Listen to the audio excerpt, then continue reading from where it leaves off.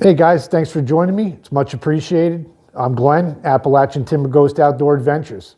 A couple weeks ago I put out a video stating that I wanted to turn my lifetime Tamarack angler into the trout trolling tyrant. I love trout, fishing for the most part, and I wanted to set this up so I could troll with it, and down the line, when the dog days of summer come, somehow get a live well on this thing. Been throwing a lot of stuff around. I might have to do other modifications to this. So if you don't mind, give me a like, hit the subscribe button, because you don't want to miss the further content. I don't want to leak too much out ahead of time. And hit the notification bell. This way you're up on when I put out videos, and hopefully you'll think my ideas are cool. And so far, I've got good feedback on the paint can hatch for this thing. But the first mod I'm doing to turn this into my trout trolling tyrant is I want to put another fishing rod mount right there. I think I said in the last video that with only one rod holder, the problem I was having using my deep diving lures was when I'd want to take a break and decelerate, because I like to keep the bait moving, slow, fast, slow, fast. It would literally mess up the tracking of the kayak, and it would throw me off course a little bit to this side. And being that I'm in New York State, and when I fish on my boat, I always have two poles going. That's what we're allowed.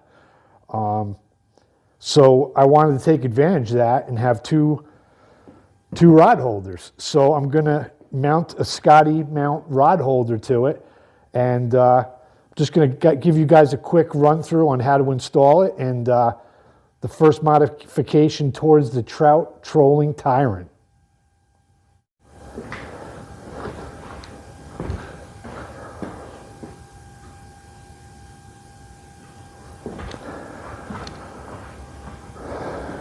All right, guys, I'm basically going to be doing no measuring here. It's going to be strictly by eye.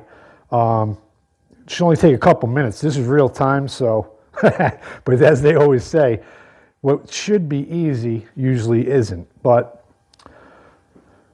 basically, I got the Scotty mount. As you can see over here, there's a notch.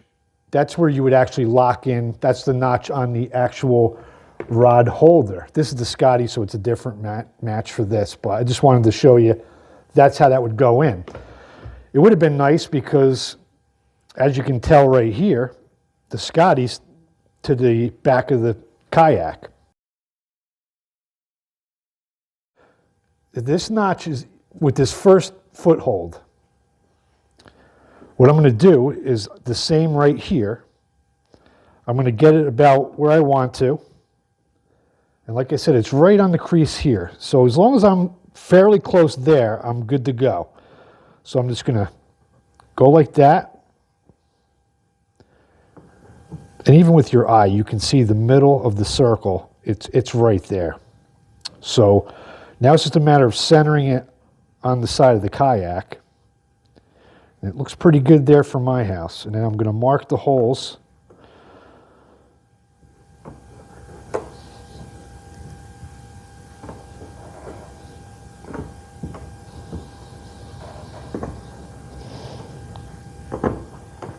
I am going to rivet these in.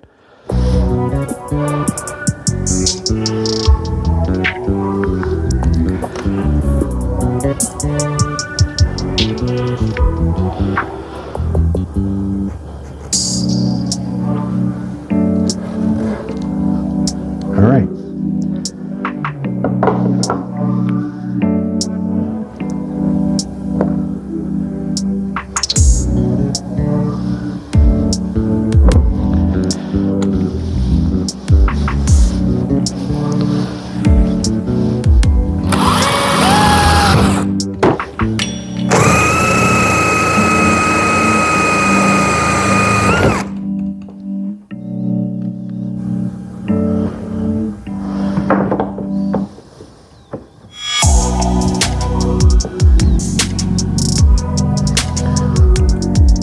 Looks great.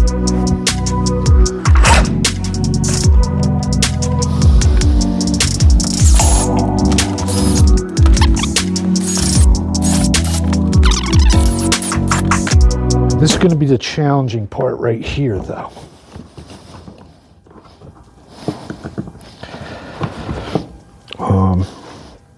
Going to have to come around the other side, I believe. All right, so we got the washer on there.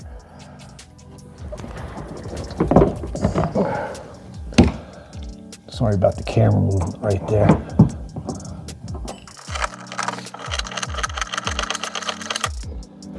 All right, that's good.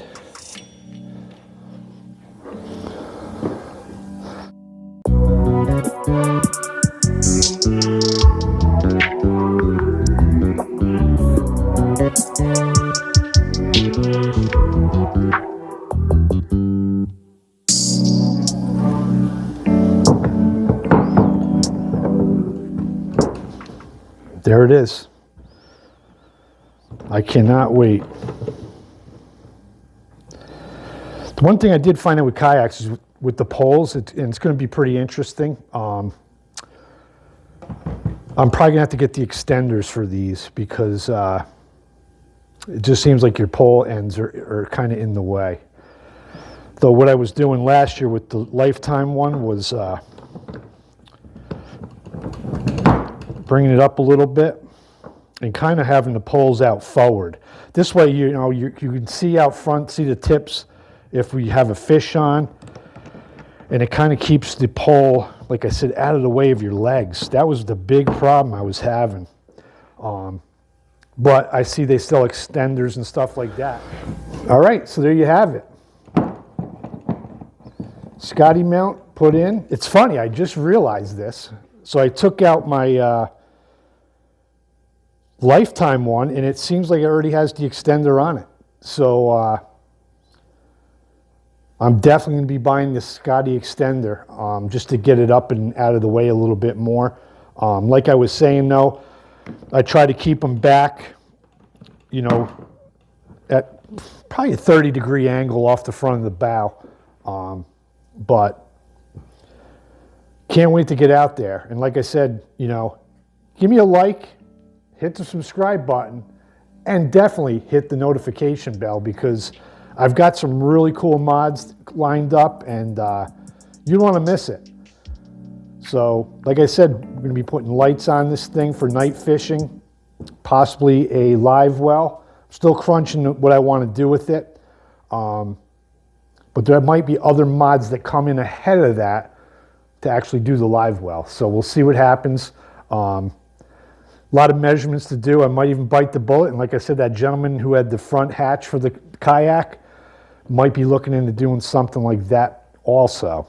But, you know, it's always nerve-wracking drilling holes in your new kayak since I've only been out a couple times with it. But being that I fished off a boat for so many years, it was definitely a challenge to, you know, with the room and not being able to stand up and move around. And the crate thing, I'm still wrapping my head around. Got a really good idea, though, because I'm not a flexible guy. I rock climb and stuff like that, but still don't consider myself flexible.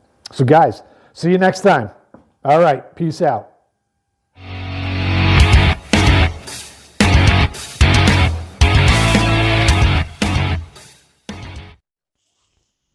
This episode of Appalachian Timber Ghost Outdoor Adventures was brought to you by Wild Kingdom Soap.